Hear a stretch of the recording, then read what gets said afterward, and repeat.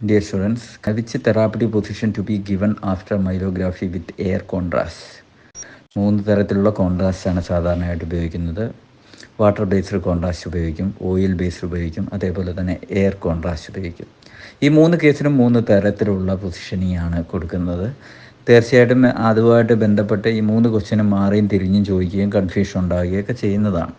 അപ്പോൾ അതുമായിട്ട് ബന്ധപ്പെട്ട് പറയാനുള്ള കാര്യം, ഒരു ഡൈ ശരീരത്തിൽ എത്തിക്കഴിഞ്ഞാൽ അത് ശരീരത്തിൽ നിന്ന് ആ പ്രൊസീജിയറിന് ശേഷം ഔട്ട് ചെയ്യുക എന്നുള്ളതാണ് ഏറ്റവും ഇമ്പോർട്ടൻ്റ് ആയിട്ടുള്ള കാര്യം.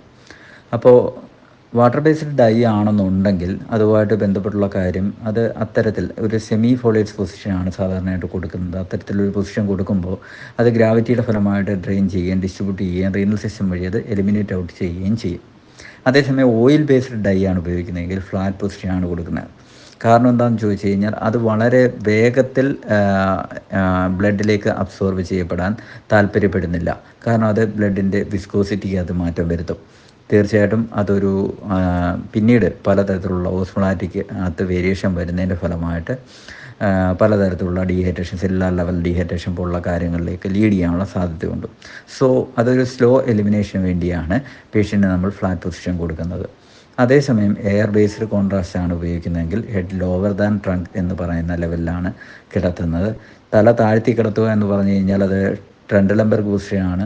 അത്തരത്തിൽ കിടത്തുമ്പോൾ തീർച്ചയായിട്ടും എയർ അപ്പർ ഏരിയാസിൽ, അറിയാലോ, എയറിന് എപ്പോഴും മുകളിൽ നിൽക്കാനാണ് താല്പര്യം, താഴെ നിൽക്കുകയല്ല. ലങ്സിലാണെങ്കിലും അത് അപ്പർ ഏരിയാസിലാണ് ഫോക്കസ് ചെയ്യുന്നത്.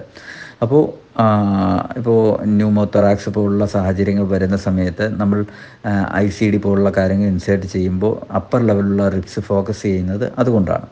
അപ്പോൾ അതേപോലെ തന്നെ ഇതിനെ എയറിനെ അപ്പർ ഏരിയാസിൽ, ബോഡിയുടെ അപ്പർ ഏരിയാസിൽ എന്ന് പറയുമ്പോൾ കിടക്കുമ്പോൾ തല താഴ്ത്തി കിടത്തുന്ന സമയത്ത് ചെസ്റ്റ് ഏരിയാസിൽ ഇതിനെ ഫോക്കസ് ചെയ്യാൻ പറ്റുകയും അതിനനുസരിച്ച് അതിനെ ഡിസ്ട്രിബ്യൂട്ട് ചെയ്ത് എലിമിനേറ്റ് ചെയ്യാനും പറ്റും.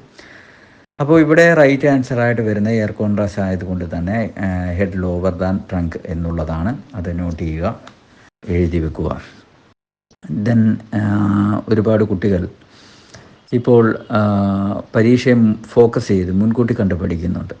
ഇപ്പോൾ കുറേയധികം മെസ്സേജുകൾ നമുക്ക് കിട്ടുന്നതിൽ നിന്ന് മനസ്സിലാക്കാൻ പറ്റുന്നത്, ഇപ്പോൾ ചിലപ്പോൾ DMA എന്ന് പറയുന്ന കാര്യം ഫോക്കസ് ചെയ്ത് നമ്മുടെ അക്കാദമിയിലേക്ക് ജോയിൻ ചെയ്ത് പഠിക്കാൻ പോകുന്ന കുട്ടികൾക്ക് ചിലപ്പോൾ MSc നഴ്സിംഗ് കിട്ടി അഡ്മിഷൻ കിട്ടാം, എയിംസ് വഴി അഡ്മിഷൻ കിട്ടുന്നുണ്ട്, ജിഗ്മറിന് അഡ്മിഷൻ കിട്ടുന്ന ആൾക്കാരുണ്ട്, ESA ഷോർട്ട് ലിസ്റ്റ് ചെയ്തതിനകത്ത് വന്ന ആൾക്കാരുണ്ട്. അങ്ങനെ നമ്മൾ ഒരു കാര്യം ലക്ഷ്യം വെച്ച് മുന്നോട്ട് പോകുമ്പോൾ തന്നെ വളരെ സീരിയസ് ആയിട്ട് അത് ജോയിൻ ചെയ്യുന്ന കാലയളവിൽ തൊട്ട് പഠിക്കുന്ന കുട്ടികൾക്ക് അതിനു മുമ്പ് തന്നെ ലക്ഷ്യത്തിൽ എത്താൻ പറ്റുന്നുണ്ട് എന്നുള്ള കാര്യം വളരെ സന്തോഷം നൽകുന്ന കാര്യമാണ്. നേരത്തെ ഞാൻ പറഞ്ഞുകൊണ്ടിരുന്ന കാര്യം എന്ന് വെച്ച് കഴിഞ്ഞാൽ നമ്മൾ ഒരു ലക്ഷ്യം മാത്രം മുൻകൂട്ടി കണ്ടു പോവുക, അവിടെ എത്തിച്ചേരുക എന്നുള്ളതാണ്.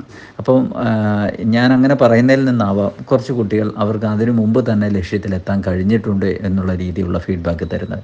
തീർച്ചയായിട്ടും വളരെ സന്തോഷമുള്ള കാര്യമാണ്. അതേപോലെ പറയാനുള്ള ഒരു കാര്യമാണ് നഴ്സിംഗ് ട്യൂട്ടർ, അതേപോലെ തന്നെ AP പോലുള്ള എക്സാമിനേഷൻ. ഒരു ലെവൽ എക്സാമിനേഷൻ കഴിഞ്ഞ ഡിസംബർ ഫെബ്രുവരി കാലയളവിൽ എൻ്റെ ലിസ്റ്റ് വന്നിരിക്കുകയാണ്.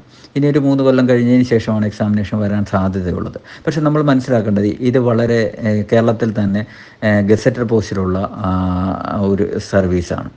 അപ്പോൾ വളരെ കുറച്ച് പോസ്റ്റുകൾ മാത്രമേ ഫില്ല് ചെയ്യാനുള്ള സാധ്യതയുള്ളൂ. ഒരു 50-ൽ താഴെ പോസ്റ്റ് പ്രതീക്ഷിച്ചാൽ മതി. അപ്പോൾ ഇത്തരത്തിലുള്ള എക്സാമിനേഷനുകൾ പരീക്ഷാ സമയമാകുമ്പോഴത്തേക്ക് പഠിച്ച് കൈകാര്യം ചെയ്തെടുക്കാം എന്ന് പറയുന്ന കാര്യം പോസിബിൾ അല്ല. അതുകൊണ്ട് തന്നെ വളരെ തന്നെ മുൻകൂട്ടി അതിനുവേണ്ടി പ്രിപ്പയർ ചെയ്യാൻ വേണ്ടി തുടങ്ങണം. അപ്പോൾ അതിനുവേണ്ടിയുള്ള ബാച്ചുകൾ ഇപ്പോൾ ഒരു അക്കാദമി ആരംഭിച്ച് തുടങ്ങിയിട്ടില്ല. പക്ഷേ നിങ്ങൾക്ക് നിലവിലെ DMA ബാച്ചിലോ അല്ലെങ്കിൽ ഏതെങ്കിലും ഒരു ബാച്ചിൽ ജോയിൻ ചെയ്ത് അതിൻ്റെ ഒരു സ്ട്രീമിനോടൊപ്പം പോകാവുന്നതാണ്. എന്തുകൊണ്ടാണെന്ന് ചോദിച്ചു കഴിഞ്ഞാൽ കഴിഞ്ഞ എക്സാമിനേഷന് പഠിച്ച് ലിസ്റ്റിലുള്ള ആൾക്കാർ തന്നെ ജോലി കിട്ടുമെന്നുള്ള കാര്യം ഉറപ്പില്ലാത്ത ആൾക്കാരെല്ലാം തന്നെ അങ്ങനെ ചെയ്യുന്നത് നല്ലതായിരിക്കും. വലിയൊരു കോമ്പറ്റീഷനാണ് അതുമായിട്ട് ബന്ധപ്പെട്ട് വരുന്നത്. നമ്മുടെ ബ്രെയിനെ വയബിളായിട്ട് നിർത്തിയില്ല എങ്കിൽ അതൊരു ഡോർമൻ സ്റ്റേജിലേക്ക് പോകും. അപ്പോൾ കഴിഞ്ഞ 3-4 കൊല്ലമായിട്ട് പഠിച്ച് ഡെവലപ്പ് ചെയ്ത കാര്യങ്ങളെല്ലാം തന്നെ കേവലം ഒരു 6 മാസത്തെ ഗ്യാപ്പ് വന്നു കഴിഞ്ഞാൽ ഒന്നുമില്ലാതായിത്തീരും. പിന്നീട് അത്രയും ഒരു കാലയളവ് ഉണ്ടെങ്കിൽ മാത്രമേ നമുക്ക് പഠിച്ചെടുക്കാൻ പറ്റുകയുള്ളൂ. അപ്പോൾ ആ ഒരു കാര്യം കൃത്യമായിട്ട് മനസ്സിലാക്കി അങ്ങനെയുള്ള കാര്യങ്ങൾക്ക് പ്രിപ്പയർ ചെയ്യുന്ന ആൾക്കാർ അഡ്വാൻസ് ആയിട്ട് തന്നെ ബുദ്ധിപരമായിട്ട് അതിന് പറ്റിയ കോഴ്സുകളിലേക്ക് ജോയിൻ ചെയ്ത് പഠിക്കേണ്ടതാണ്.